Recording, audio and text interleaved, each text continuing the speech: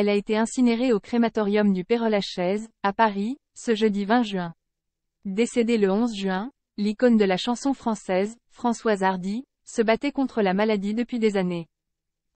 Pour ses obsèques, tous ses proches étaient présents, son fils Thomas, Jacques Dutronc, Jean-Marie Perrier, Étienne Daho, Julien Clerc, Laurent Voulzy, Sheila, Dave et son mari Patrick Loiseau, Nadine Trintignant, Louis et Mathieu Chédid, Carla Bruni et Nicolas Sarkozy, ainsi que la ministre de la Culture, Rachida Dati, et la première dame, Brigitte Macron.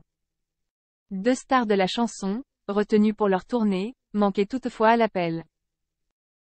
Au premier rang, Thomas et Jacques Dutronc ont salué les amis de Françoise Hardy, a dévoilé le magazine Paris Match, qui a raconté la cérémonie. Dehors, une foule immense est venue assister à ce moment touchant. Si le père et le fils ont préféré ne pas faire de discours, Thomas Dutronc a choisi les 5 chansons qu'il préfère de sa mère pour lui dire au revoir.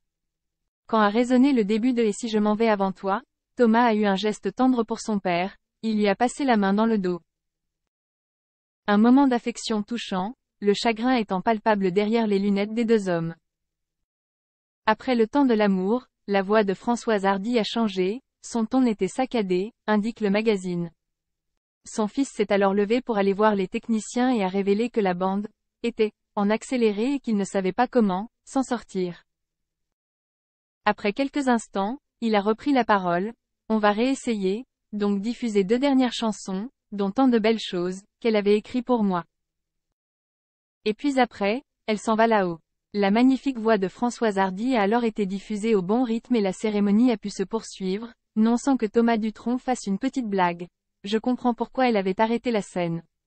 Quand est arrivé le moment où le personnel des pompes funèbres devait amener le cercueil vers le four crématoire, ce sont les paroles de sa bouleversante chanson Message personnel qui ont résonné. Mais si tu crois un jour que tu m'aimes.